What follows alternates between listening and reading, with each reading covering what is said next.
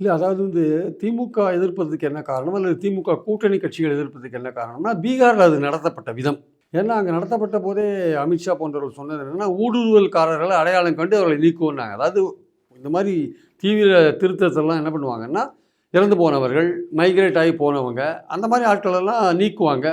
நீக்கிட்டு அந்த அட்ரஸில் இல்லாதவங்கெல்லாம் பார்த்துட்டு நீக்குவாங்க. அது ஒரு வாக்காளர் பட்டியலை சுத்தப்படுத்துகிற மாதிரியான, ஒரு பியூரிஃபை பண்ணுற மாதிரியான ஒரு விஷயம். அது யாருமே இதுவரையும் காங்கிரஸ் ஆட்சியில் 8 தடவை நடந்திருக்கு. இவங்க என்ன பண்ணுறாங்க, பாஜக அதை குடியுரிமை சட்டத்தோடு முடிச்சு போடுறாங்க. இந்திய குடிமகனான்னு அதோட முடிச்சு போடுற விஷயம் இருக்குல்ல, அதில் தான் பிரச்சனை. அந்த கண்ணோட்டமே பாஜக பார்க்குற கண்ணோட்டமே வேற மாதிரி இருக்குது. அவனை வாக்காளர்னு பார்க்காம அவனை குடிமகனாக பார்த்து வாக்காளனாக டிசைட் பண்ணுறது. இல்லை, அது பீகாருக்கு. தமிழ்நாட்டில் அப்படி தான் சொல்ல வந்தேன்.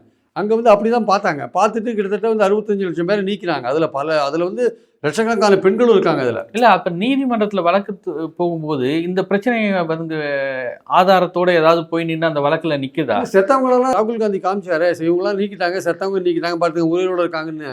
என்னென்னா அந்த பூத் லெவல் ஆஃபீஸர்னு அப்பாயின்ட் பண்ணுறாங்களே ஒரு வாக்குச்சாவடிக்கு, அந்த ஆள் போய் விசிட் பண்ணணும். அந்த ஆள் கிராமங்கள்லாம் விசிட் பண்ண மாட்டானா? பல பேர் விசாரித்தேன், பீகாரில் பல கிராமங்களுக்கு விசிட்டே பண்ணல.